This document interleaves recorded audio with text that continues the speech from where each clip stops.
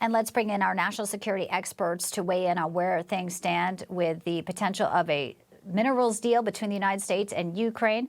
Pleased to have former U.S. Ambassador to NATO Kurt Volker with us. Also, he is the author of The Coming Collapse of China and Plan Red, China's Project to Destroy America, Gordon Chang. Welcome into you both. Thanks very much. Well, today there was a new development. I'll start with you, Kurt. There's, reports that, Europe has a framework. Zelensky says, I'll sign that deal, the minerals deal, which, of course, was supposed to go down on Friday, didn't quite go as planned. But now he makes a comment to which Donald Trump is, reacting to, where he says after leaving London that the deal between Ukraine and Russia to end the war is still very, very far away. Do you believe that to be true? Well, I think we know what Putin intends. Putin intends to take over the entire country, eliminate Ukraine as a people, as an identity, and so forth.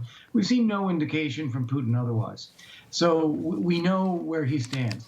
But that said, I think what Donald Trump is trying to do is the right thing, is to create a framework where you get Putin to the table.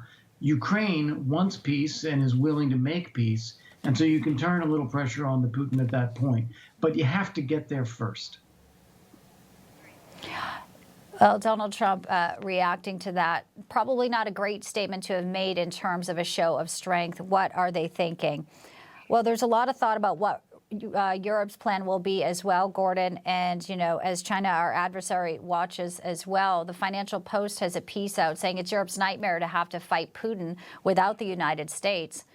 China is the only one pretty much still doing business with Putin. So Putin will have backers if the U.S. doesn't, and he'll continue on in this war. Yeah, he has actually two backers. There's China and India, because both of them are buying oil above the $60 per barrel cap, and that's sanctioned oil. But yeah, China more than India, because China's also providing across-the-board support, financial support, economic support, weapons support, propaganda support, diplomatic support. Oh, yes, Putin still has a very important friend in China. And China, by the way, is looking at how the war in Ukraine ends. Because if they feel that the United States is not resolute, then they feel that perhaps they can attack Taiwan, Japan, the Philippines, and the U.S. will back off. I'm not saying the Chinese are right in that assessment. I'm saying that's how they think. Well, it's important perspective to understand the mind of your adversary. Kurt, I want to get your reaction. There was obviously talk, weeks ago, and it cropped up again about NATO membership for Ukraine, something that really the U.S. had said is not going to happen. Elon Musk, there's a piece right on Newsmax.com, is saying the U.S. should leave NATO. Mike Lee, Utah senator, says in reaction to the U.S. emergency summit, our European allies don't need us. We don't fit in there. You see, Congressman Senator Lee. Is this type of talk helpful? And is it even something that we should even be considering as someone who was the former ambassador to NATO? Yeah, definitely not. And what people need to remember is that NATO is a defensive alliance, and it is meant to deter aggression against its members. And it is strongest when we are all members and we are all ready to fight together in case anyone is attacked. And by making that commitment, nobody gets attacked. If we were to leave NATO, the chances of war would go up. Russia will not be deterred by Europe alone. They will look at Europe as weak. They will say, okay, we want to take part of Estonia. We want to take part of Lithuania, maybe part of Poland. And they're going to test it. So it would be a huge mistake for the U.S. to leave, because we would be opening the door to that kind of possible conflict coming from Russia. Two questions for you, Gordon, if I may, before we commence this. There's the tariffs for China. There's a deadline tonight.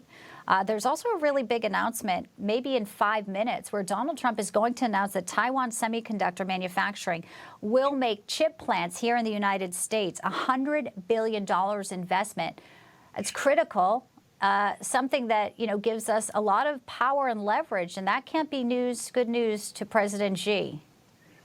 Certainly can't be. TSMC already has built a fab in Arizona. It's up and running, and apparently it's pretty efficient. Now, it doesn't make the TSMC's most important chips, the smallest ones, the 2 nanometer. But nonetheless, TSMC helping the U.S. build up, again, its manufacturing capability is really, really important for us. So this is great news for the United States.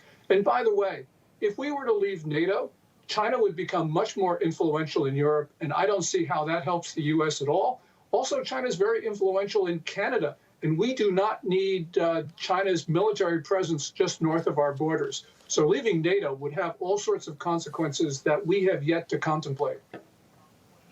Ambassador Volker, final thought to you. What would you be looking at in the next few hours as we see potential for forward motion, but also potential for backward motion?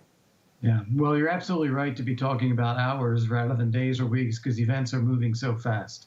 I think it is very good that Keir Starmer, the British Prime Minister, is putting together a plan with France, with Zelensky, on how to get to a ceasefire, how to revive the minerals deal, and how to deter Russia from future attacks. It may not work, but it is a good way to put together a package for President Trump.